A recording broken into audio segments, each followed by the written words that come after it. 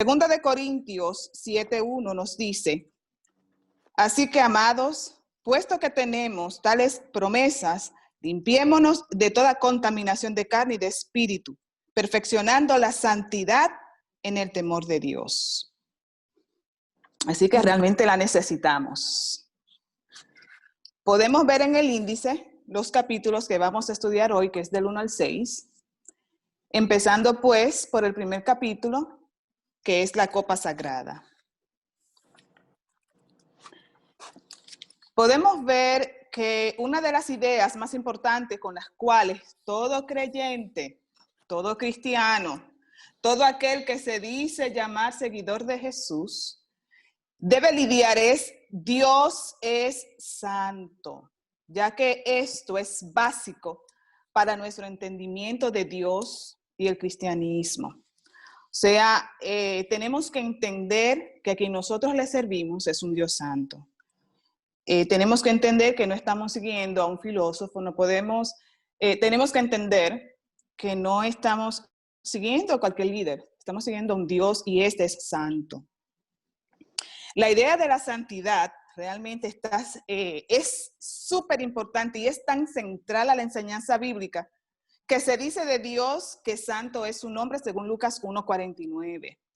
Su nombre es santo porque Él es santo. Y muchas veces, mis hermanas, así como decía Luz Helena, a veces no tratamos a Dios con esa reverencia santa. Lamentablemente, el mundo ha evidenciado su manera de comportarse ante Dios. Es algo triste y eso lo podemos ver día a día.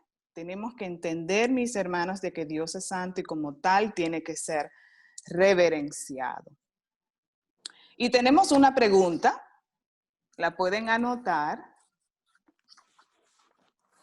¿Qué significa para usted ser santo durante esta semana? ¿Qué significa para usted ser santo durante la primera semana? O durante la próxima, si usted quiere poderse evaluar esta semana, lo puede hacer y compararse luego en la próxima semana también. Entonces el capítulo 2, santo, santo, santo. Bendito sea el nombre del Señor. Amén. Vamos a leer Isaías, capítulo 6, del verso 6 al 8.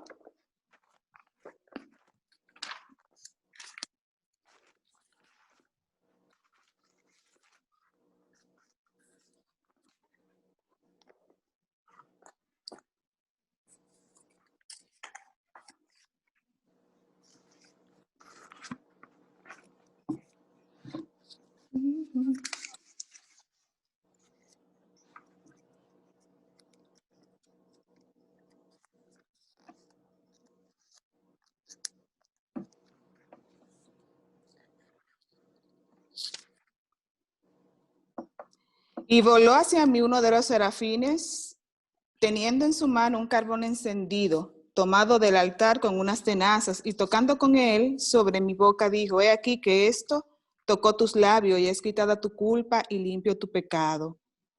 Después oí la voz del Señor que decía, ¿quién enviaré y quién irá por nosotros? Entonces respondí yo, heme aquí, envíame a mí. Vamos a hablar acá sobre este gran profeta, pero el profeta no era un filósofo que escribía, no era un gran escritor, ni alguien que componía dramas para entretener a la gente. Él era un mensajero, un heraldo del cielo. Los profetas no solicitaban ese trabajo.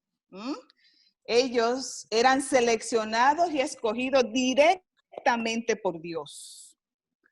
Ese trabajo de profeta era de por vida y no podían renunciar o jubilarse. Tremenda responsabilidad. Además de esto, ellos siempre empezaban diciendo, así dice el Señor. tremenda responsabilidad tenían los profetas que eran llamados. Esto no era hereditario. Y ahí están versos que luego pueden ustedes estudiar en Éxodo 3:1, 4:17, Primera de Samuel, etc. Entonces, los profetas eran realmente escogidos de parte de Dios, diferente a los sacerdotes que pues tenían que venir exclusivamente de un linaje. O sea, el que nació en esa tribu, creo que era la de Leví, pues ellos estaban exclusivos para lo que era el sacerdocio. Sin embargo, los profetas no. Entonces también vemos que la palabra del Señor transmitida a los profetas era de diversas maneras, quedaba confirmada mediante señales por el cumplimiento de las predicciones y por la conformidad con las enseñanzas de la ley. O sea, que cuando el Señor hablaba a través del profeta para que el profeta dijera lo que tenía que...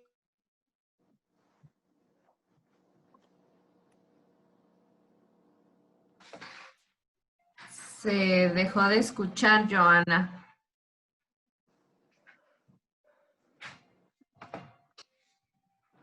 ¿Oh? Joana. Creo que se desconectó. Ahorita yo creo que nos va a volver a llamar. Ah, no, ahí está. Joana, te dejaste de escuchar. No sé si tú me escuchas a mí, pero si me escuchas, a lo mejor desconéctate y vuélvete a conectar.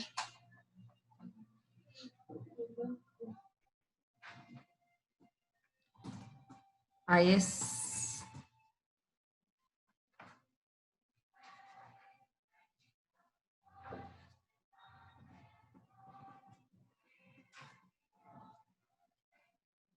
Ahí está Joana. Hello. Ya te escuchamos. Ay, pero el internet, no puedo con ellos. No te preocupes. Bendito el Señor. Amén. Entonces, no sé dónde parar, se paró la transmisión de mi voz, pero volviendo a lo que son los profetas y lo que habíamos leído, realmente los profetas tenían tremenda responsabilidad sobre sus hombres porque tenían que transmitir lo que Dios les había dicho que transmitieran. El azote al profeta era la soledad y a menudo su casa era una cueva y usualmente el desierto era su lugar de reunión. Todo esto lo pasaba el profeta, pero lo bueno de esto era de que el Señor estaba con ellos. Amén. Y dentro de este grupo de profetas del Antiguo Testamento podemos mencionar a Isaías ben Amoz, el cual fue un profeta de profetas, como vemos ahí, y era un líder, ya que este libro, el libro de Isaías, es uno de los libros de profetas mayores con más volumen. Algo que podemos mencionar de Isaías es que él era de la nobleza. Él era un reconocido hombre de Estado que tenía acceso a la corte real de sus días. O sea, él podía estar en ese ámbito. Entonces vemos que en Isaías 6, cuando es llamado Isaías, vemos que el rey que estaba gobernando en el tiempo de Isaías murió, el rey Usías. Y dice el verso 1, que en el año que murió el rey Usías, vi yo al Señor sentado sobre un trono alto y sublime, y sus faldas llenaban el templo. Isaías pudo ver al Señor. Realmente había una crisis en la nación al morir este rey que fue tan querido y que reinó alrededor de unos 50 años.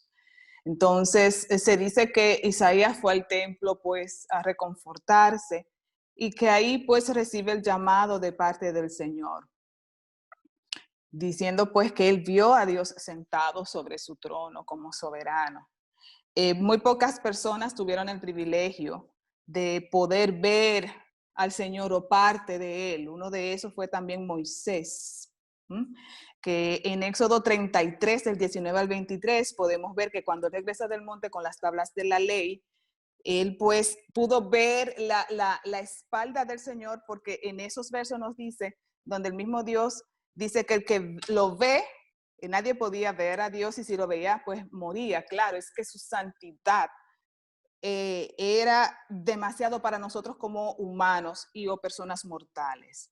Entonces, cuando Moisés dice que la gente se atemorizó cuando vio su rostro porque resplandecía, y él tuvo que ponerse un velo sobre su rostro para que las personas pudieran acercarse a Moisés. Tremendo lo que es la santidad de Dios. Es esa, como humano no podríamos describirla, porque es algo que sobrepasa nuestro entendimiento. Entonces, para nosotros es imposible ver a Dios en su esencia divina. Antes tenemos que ser purificados. Por eso seremos transformados cuando veamos al Señor. Y el problema no radica en nuestros ojos realmente, sino en nuestro corazón.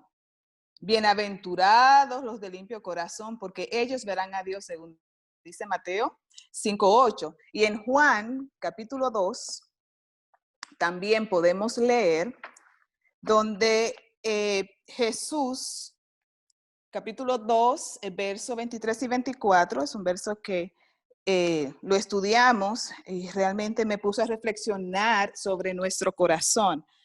Dice, estando en Jerusalén en la fiesta de la Pascua, muchos creyeron en su nombre viendo las señales que hacía, pero Jesús mismo no se fiaba de ellos porque conocía a todos. Y no tenía necesidad de que nadie le diese testimonio del hombre, pues él sabía lo que había en el hombre. Amén. Dios conoce nuestro corazón. Nosotros realmente podemos engañar al hombre, pero no a Dios. Y como creyentes, tenemos que entender que vivimos para Dios. Y si realmente queremos agradar a Dios, no podemos tener ese ropaje que a veces queremos tener de hipocresía, queriendo quedar bien ante aquellos que nos rodean. Y Isaías 6, donde nos habla sobre la visión y el llamamiento de Isaías, podemos ver dos puntos importantes. Él tomó un pecador y lo hizo profeta. Tomó a un hombre cuya boca era sucia y lo hizo su vocero. La obra de la gracia de Dios sobre el alma de Isaías no aniquiló su identidad personal. Dios sana la individualidad para que pueda ser útil y realizarse en la misión para la cual la persona es llamado. O sea, que la personalidad de Isaías y de muchos otros fue completamente reconstruida, no aniquilada, no eliminada. Él seguía siendo la misma persona, pero con su boca limpia. Alguien que podemos tomar como ejemplo a Pablo, me vino a la mente él, porque era un hombre de mucho ímpetu cuando perseguía a los cristianos, él en su afán de que se cumpliese la ley. Pero cuando es llamado por el Señor, él sigue con ese mismo ímpetu de predicar a los gentiles. O sea, Dios no nos aniquila, Dios, nuestra manera de ser, seguimos siendo, pero es transformada a la luz de la Biblia. Amén. O sea, no es que si usted es una persona muy sociable, va a dejar de serlo. Usted va a seguir haciendo, pero va ahora a transmitir la palabra de Dios, va a transmitir las vivencias que va teniendo a medida que va conociendo al Señor. Entonces tenemos una pregunta. ¿En qué área necesita ser purificado usted por el fuego de la santidad de Dios? Repito, porque es muy importante esta pregunta. ¿En qué área necesita ser purificado usted por el fuego de la santidad de Dios? Yo tengo algunas áreas que el Señor tiene que santificarme. Y el capítulo 3 nos habla sobre el misterio temible. Aquí se nos habla un poquito más sobre lo que quiere decir santo. ¿Qué es santo? Es separado.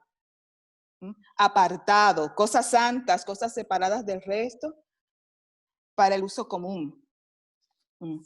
Dios santo, Él es trascendentalmente separado. Entonces, muchas veces le damos a las cosas comunes el respeto, la admiración, el homenaje y la adoración que solo a Dios pertenece. Con eso tenemos que tener mucho cuidado. También vemos que le tememos a Dios porque Él es santo. Pero muchas veces nuestro temor no es el temor sano que la Biblia nos motiva a tener. Muchas veces nuestro temor es un temor servil, nacido del pavor, del terror.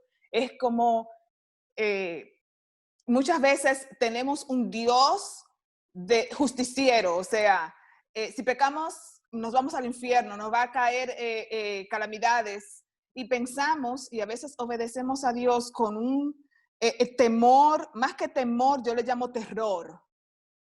Sin embargo, tenemos que ver de que Dios es un Dios de misericordia, es un Dios santo, en el cual tenemos que respetar. Y también es un Dios de misericordia y gracia. Amén. Tenemos que tener, pues, esto pendiente. Y tenemos una gran pregunta. ¿El misterio de Dios lo consuela o lo atemoriza?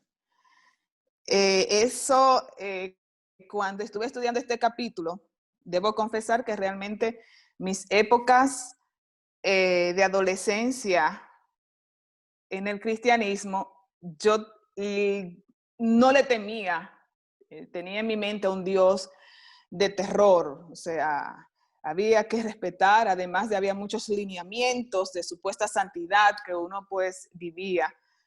Entonces vivía atemorizada de si me pasaba algo y había pecado, me iba a ir al infierno, y entonces vivía en esa angustia. Hasta que pude ver a través de las escrituras más adelante, con el tiempo y creciendo, de que tenemos que temer a Dios con reverencia santa, pero también de que Él es un Dios de misericordia. Capítulo 4. El trauma de la santidad. Se nos dice de que los discípulos habían conocido todo tipo de hombres, de diferentes clases sociales, de diferentes regiones, de estratos, ya sea funcionarios, labradores, etc. Pero nunca habían conocido a un hombre santo, a uno que pudiera hablarle al viento y que estas olas le obedecieran. Jesús era diferente. Él poseía esa asombrosa identidad desconocida. Dice que él hacía sentir a la gente incómoda ante semejante velo de misterio. Y creo que esta, sin abrir la boca, solamente su presencia era diferente. Podemos ver cuando el Señor pues caminaba y hacía milagros, cómo las personas querían acercarse, claro, para recibir sanidad. Sin embargo, en Lucas 5, 1 al 7 nos narra un acontecimiento donde Pedro exclama después que ellos estaban pescando y no encontraban los peces, no habían peces, hasta que el Señor abrió un milagro y realmente tienen una cantidad de peces extraordinario. Y dice que Simón Pedro cayó de rodillas ante el Señor diciendo: apártate de mí, Señor, porque soy hombre pecador. Increíble cómo Pedro reconoció al instante de que no estaba ante cualquier hombre, y cómo él reconocía su situación de persona pecadora. Muchos de nosotros debemos de pensar en eso, de que somos pecadores y que necesitamos realmente del Señor. Entonces Pedro se dio cuenta de esto. Y vemos que el angustioso ruego de Pedro era diferente a las demás personas que acudían a Jesús, porque siempre estaban acudiendo por un milagro. Sin embargo, él pidió al Señor Jesús que se apartara. Claro, las personas pecadoras no se sienten cómodas en la presencia de la santidad. Dice que Sproul, que la gente pues aprecia ahora y apreciaba también la excelencia moral de Jesús, siempre y cuando estuviera lejos, que no estuviera cerquita. Entonces, los judíos honraban a los profetas y lo hacían, pero a la distancia. Lo mismo sucede hoy. El mundo honra a Cristo, pero allá a la distancia. Sí, yo sé, inclusive nosotros como creyentes, a veces queremos estudiar los pasajes de la Biblia, pero aquellos que nos acomodan a nosotros, no aquellos que nos hablan de las correcciones que tenemos que hacer, de lo que tenemos que hacer como creyentes. Esos capítulos tratamos de evadirlos porque no nos gusta. Queremos siempre que nos halaguen, siempre queremos que nos digan las cosas buenas, siempre queremos escuchar, sí, usted puede, sí, no se preocupe, tú eres una mujer en Dios, tú eres poderosa, tú eres bella. Claro, tenemos todo eso. Pero también hay una parte en la cual el Señor nos llama a quietud y a estar en su reposo y esperar y aceptar su voluntad y corregir aquello que nosotras sabemos muchas veces que no está bien, porque a la luz de las Escrituras nos muestra. Y podemos ver que uno de los hechos extraños de la historia es la consistente buena reputación que Jesús goza entre los no creyentes. Podemos ver que es raro oír al no creyente hablar mal de Jesús, aunque en nuestro tiempo que estamos viviendo ahora, lamentablemente sí hemos escuchado muchas personas hablando pues cosas que ni podemos mencionar acá. Pero dentro de este grupo podemos ver a los fariseos. ¿Quiénes eran los fariseos? Los fariseos eran una secta fundada por hombres que tenían un gran celo por la ley. La palabra fariseo significa separado. Buscar la santidad era la principal ocupación de estas personas, de los fariseos. Ellos se ocupaban de buscar esta santidad y por su singular devoción a la búsqueda de la santidad, los fariseos alcanzaron una popularidad y un respeto sin paralelo por piadosos y rectos. Los fariseos hacían una cantidad de obras, las cuales eran vistas por todos. O sea, ellos hacían alarde para que las personas vieran su supuesta santidad. Pero vemos que ante los ojos de Jesús eran hipócritas. Jesús hacía denuncias severas contra estas personas. Y podemos ver en Mateo 23, voy a leer rapidito, 25 al 28, donde el Señor exclama, «Y de vosotros, escribas y fariseos hipócritas, porque limpiáis lo de fuera del vaso y del plato, pero por dentro estáis llenos de robo y de injusticia. Fariseo ciego, limpia primero lo de dentro del vaso y del plato, para que también lo de fuera sea limpio. Ay de vosotros, escribas y fariseos hipócritas, porque sois semejantes a sepulcros blanqueados, que por fuera a la verdad se muestran hermosos, mas por dentro están llenos de huesos de muertos y de toda inmundicia. Ay de vosotros, así también vosotros por fuera a la verdad os mostráis justos a los hombres, pero por dentro estáis llenos de hipocresía e iniquidad». Tremendo lo que el Señor Jesús les dijo. Pero también tenemos a los saduceos. Ellos eran la clase exaltada del sacerdocio de la época. ¿Y quién eran los saduceos? Los saduceos habían tomado su nombre de Sadoc, que a su vez provenían de la palabra hebrea justo. Entonces, también el Señor les reclamaba, porque ellos, pues, así como los fariseos se consideraban santos, los saduceos reclamaban ser los justos. Tremendo. Siempre en todas las épocas hay un grupo. Entonces, con la aparición de Jesús, su justicia tomó la apariencia de injusticia. Ellos, los fariseos y saduceos, clasificaron a Jesús como un blasfemo y un demonio. Claro, no lo querían escuchar. Él tenía que desaparecer. Imagínense, las personas más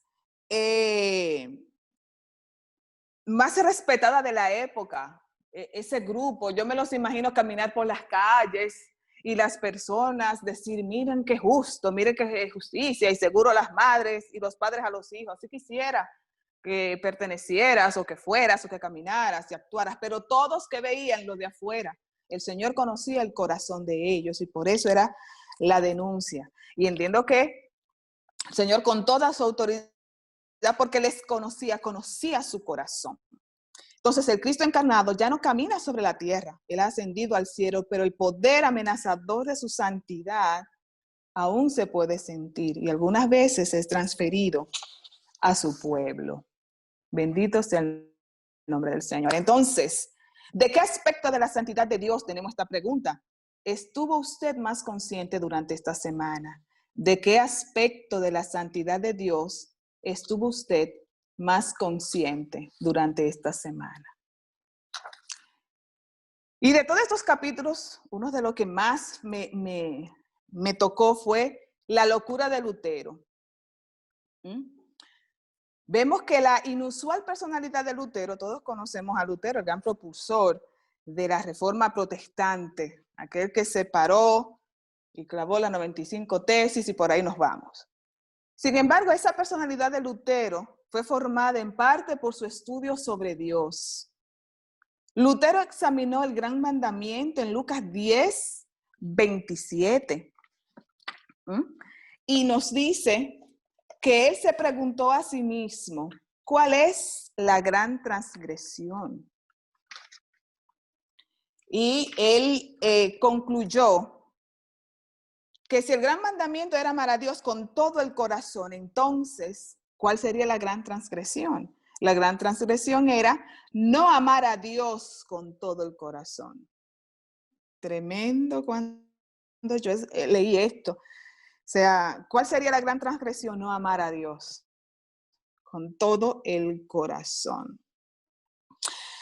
Hermanos, no podemos estar en dos aguas. Podemos ver en Apocalipsis cómo el Señor reprende a una iglesia por estar así. No era ni fría ni caliente, era tibio. Por tanto, el Señor la iba a vomitar en Apocalipsis 3:15.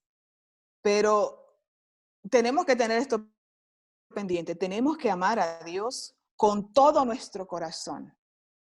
Pensar en eso.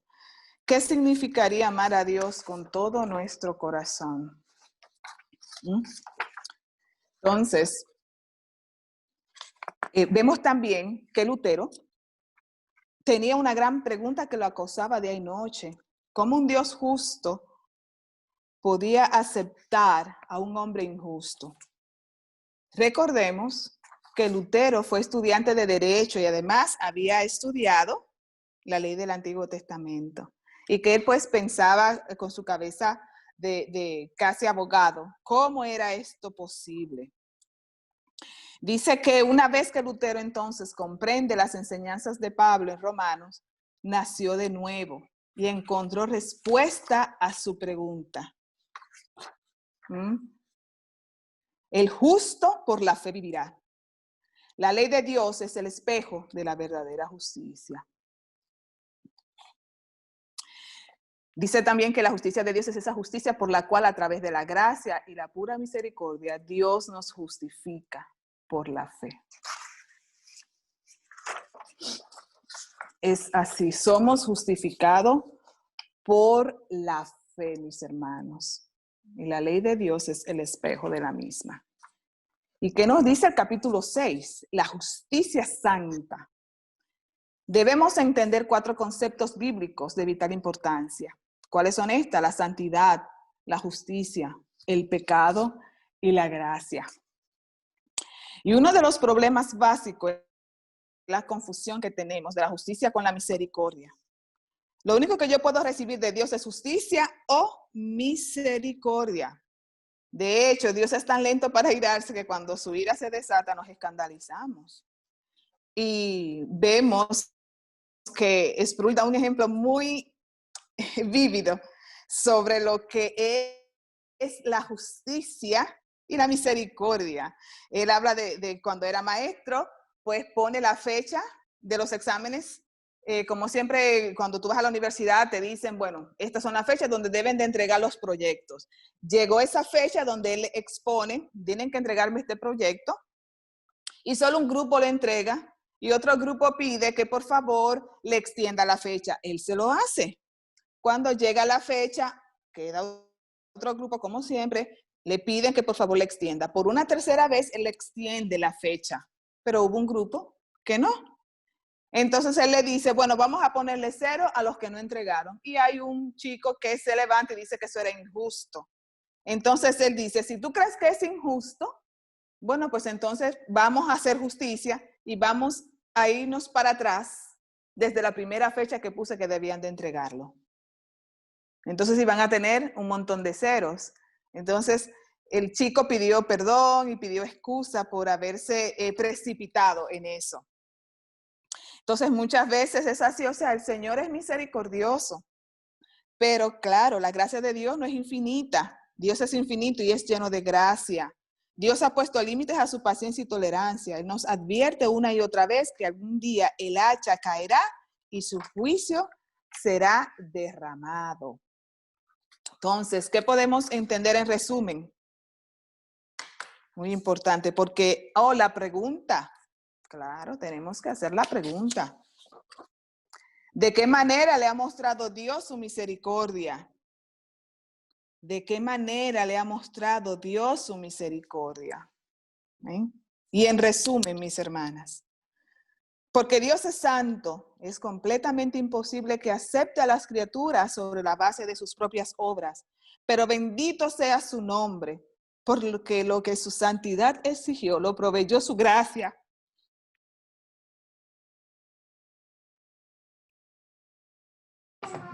Otra vez se te cortó, Joa. No sé si me escuchas.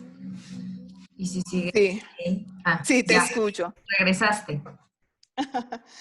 Porque Dios es santo, es completamente imposible que acepte a las criaturas sobre la base de sus propias obras. Pero bendito sea su nombre, porque lo que su santidad exigió, lo proveyó su gracia. En Cristo Jesús, Señor nuestro. Cada pobre pecador que se haya refugiado en Él es acepto en el amado. Efesios 1:6. Porque Dios es santo, deberíamos desear ser hechos conformes a Él. Su mandamiento es, sed santos, porque yo soy santo. No se nos manda, hermanas, a ser omnipotentes, omniscientes, como Dios, sino santos. Y eso en toda conversación. Primera de Pedro 1:15. Así pues, por cuanto solo Dios es la fuente y manantial de la santidad, busquemos la santidad en Él. Que nuestra oración diaria sea que el Dios de paz os santifique en todo, para que vuestro espíritu, alma y cuerpo sea guardado entero, sin reprensión, para la venida de nuestro Señor Jesucristo. Primera Tesalonicenses 5:23. Oramos, mis hermanas. Señor, gracias, porque realmente tu misericordia es grande. Gracias porque tú nos amas. Y a través de las escrituras que tú nos dejas, podemos ver, oh Señor, cómo muchas veces hemos actuado con tan poca reverencia ante ti. Permite, oh Dios, de que nosotros podamos buscar tu santidad, el poder vernos reflejados en ti, oh Señor, y siempre, siempre entendiendo que dependemos de ti. Ayúdanos a amarte, Señor, con todo nuestro corazón, con toda nuestra mente y con toda nuestra alma. Y así, oh Dios, vamos a vivir realmente en paz, en tranquilidad, no queriendo ser mejor que el otro, no queriendo, oh Dios, mostrar una vida que realmente no la estamos viviendo. Ayúdanos, oh Señor, a poder descansar en ti. Ayúdanos, pues, también, oh Dios, a amarte como debe ser amado. Muéstranos y ayúdanos a buscarte en oración y escudriñar tus escrituras siempre. Gracias, oh Dios, en el nombre de Jesús. Amén.